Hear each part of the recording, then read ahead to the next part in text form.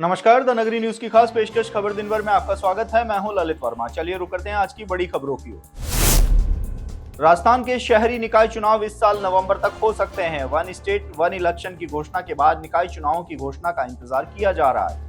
नेता प्रतिपक्ष टीकाराम जूली ने बुधवार को विधानसभा में सरकार से सवाल किया कि सभी को चिंता हो रही है कि चुनाव कब होंगे, जिसके जवाब में यूडीएच मंत्री झावर सिंह खर्रा ने कहा कि नवंबर 2025 तक चुनाव हो सकते हैं। तो वहीं भाजपा विधायक दीप्ति किरण माहेश्वरी को लेकर पूछे गए सवाल पर कहा कि कम पड़ने पर पड़ोसी राज्य से ईवीएम मांग ली जाएंगी। वहीं भाजपा विधायक कालीचरण सर्राफ ने पंजाब से राजस्थान के हिस्से का पूरा पानी लेने की मांग की। इस पर जल संसाधन मंत्री ने कहा कि सरकार इस मुद्दे पर सुप्रीम कोर्ट में प्रभावी पैरवी करेगी।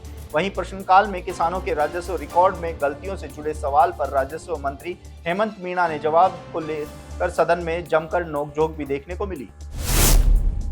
उत्तर भारत में पिछले दिनों हुई बर्फबारी का असर मैदानी राज्यों में देखने को मिल रहा है। मंगलवार को राजस्थान, दिल्ली, हरियाणा, पश्चिमी उत्तर प्रदेश के कई हिस्सों में तेज सर्द हवाओं के चलते लोगों को फिर से सर्दी का एहसास होने लगा। सर्द हवाओं के चलते राजस्थान के अधिकतर जिलों में दिन के तापमान में करीब 60 डिग्री तक की गिरावट दर्ज की गई। इस दौरान चूरू, गंगानगर, सीकर, हनुमानगढ़ में अधिकतम तापमान करीब 25 डिग्री तक दर्ज किया गया। देर शाम चली सर्द हवाओं से जयपुर, दौसा, अलवर, सीकर सहित कई शहरों में अचानक सर्दी का असर बढ़ता हुआ नजर आया।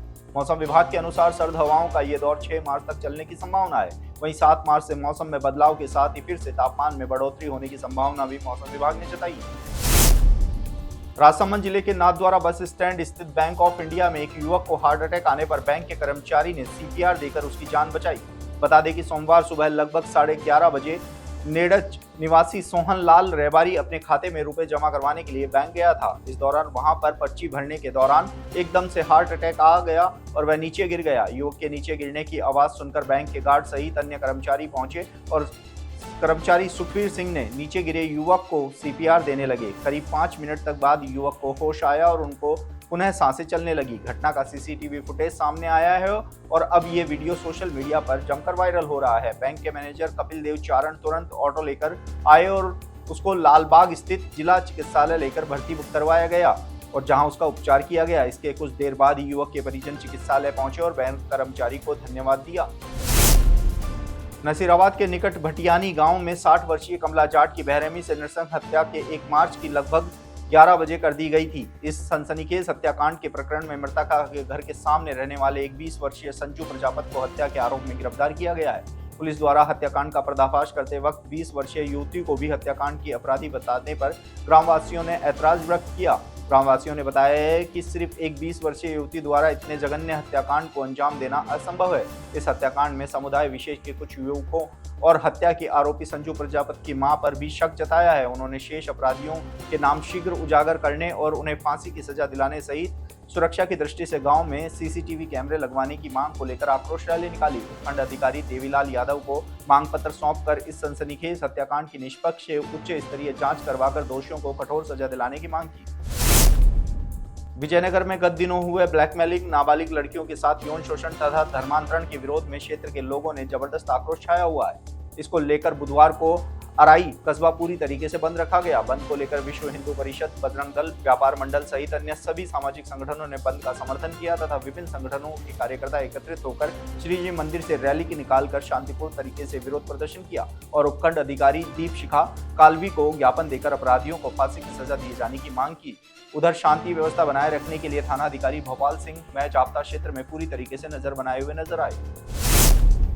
भाजपा जिला महामंत्री राजेश दहिया ने पिलानी विधानसभा क्षेत्र के गांवों में ओलावृष्टि से हुई फसल खराबे का जायजा लिया।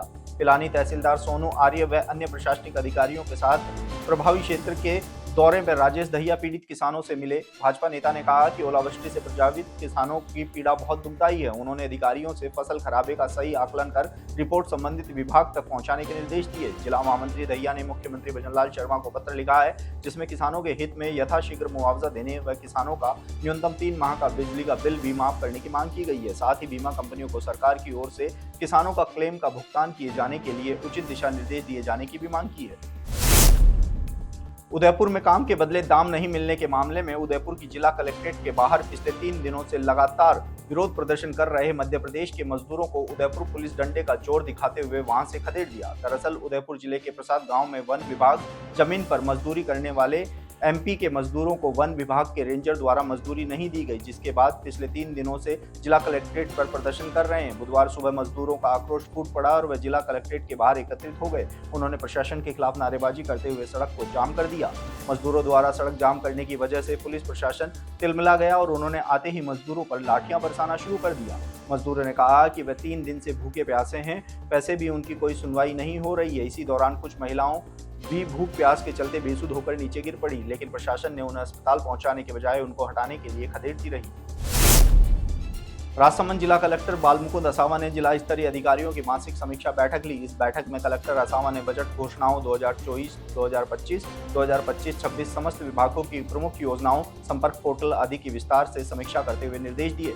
कलेक्टर असावा ने कहा है कि सभी अधिकारी निर्धन वर्ग के प्रति संवेदनशील रहते हुए उनसे जुड़ी योजनाओं में प्राथमिकता पर कार्य करते हुए त्वरित राहत प्रदान करें, निर्धन वर्ग के कार्यों को समय पर पूर्ण करें, बजट घोषणाओं के क्रियान्वयन में कोई कोताही न बरती जाए, योजनाओं में अधिकाधिक पात्र लोगों को लाभान्वित करें। बजट घोषणा 2025-26 पर विभागवार चर्चा करते हुए भूमि आवंटन संबंधी कार्य की जल्द पूर्ण करने के निर्देश दिए। उन्होंने सभी विभागों को लंबित प्रस्तावों को 10 मार्च तक के डेडलाइन तक हर हाल में भेजने के भी निर्देश दिए। पाली शहर की एक महिला अधिवक्ता पर एक व्यक्ति द्वारा पत्थरों से हमला कर दिया गया। अचानक हमले में घबराकर महिला अधिवक्ता भागकर अपनी जान बचाई। मामला मंगलवार देर रात का है। जानकारी के अनुसार महिला अधिवक्ता हेमलता खंडेलवाल मंगलवार को अपने घर पर थी। अचानक अश्विनी खंडेलवाल नामक व्यक्ति ने पत्थरों से हमला कर दिया। महिला अधिवक्ता मौके से भाग गई, जिससे उनको कोई चोट नहीं आई। सूचना के बाद सुमेरपुर पुलिस ने मौके पर पहुंचकर सीसीटीवी के आधार पर आरोपी की शिनाख्त की है। हालांकि महिला अधिवक्ता ने अश्विन खंडेलवाल के खिलाफ नामजद मामला दर्ज कराया है। गौरतलब है कि मामला परिवार विवाद का बताया जा रहा है। 14 दिसंबर 2023 को भी महिला के ऊपर इसी व्यक्ति ने रास्ता रोककर मारपीट की थी और इस पर मामला भी दर्ज करवाया था। केशोरायपाटन शुगर मिल संयुक्त किसान समन्वय समिति के प्रतिनिधि हरिजिंदर सिंह ने बताया कि 9 मार्च को आयोजित होने वाली किसान स्वाभिमान सभा की तैयारियों को लेकर किसान प्रतिनिधिमंडल की बैठक आयोजित हुई। तैयारियों को लेकर सभा स्थल मंडी परिसर का निरीक्षण किया गया। किसान नेता हरिशंकर नागर ने कहा कि क्षेत्र का किसान एक युवा अपने अधिकारों की मांग को लेकर अब जाग रहा है। शुगर मिल इस क्षेत्र के किसानों का भविष्य है। कार्यक्रम को लेकर सभी में उत्साह है। अब सभी अलग अलग जिम्मेदारियां बांटी गई हैं। युवा किसान नेता गिरिराज गौतम के साथ प्रतिनिधिमंडल ने राजेश्वरी महादेव, केशोराय जी महाराज मंदिर पर धोख लगाकर कार्यक्रम सफल बनाने की कामना की। साथ ही संतों को भी कार्यक्रम में आमंत्रित किया है। गिरिराज गौतम ने कहा है कि किसानों पूरे वर्ष अपनी समस्या के लिए संघर्ष करता है, लेकिन राजनीतिक उदासीनता के कारण किसान परेशान होना पड़ता है। इसलिए अब किसान खुद अपनी मांगों को लेकर आगे आएगा और सरकार को मांग पत्र सौंपकर ध्यान आकर्षित करवाएगा। तो ये थी दिन भर की तमाम बड़ी खबरें। कल फिर से आपके साथ रूबरू होंगे। तब तक के लिए नमस्कार।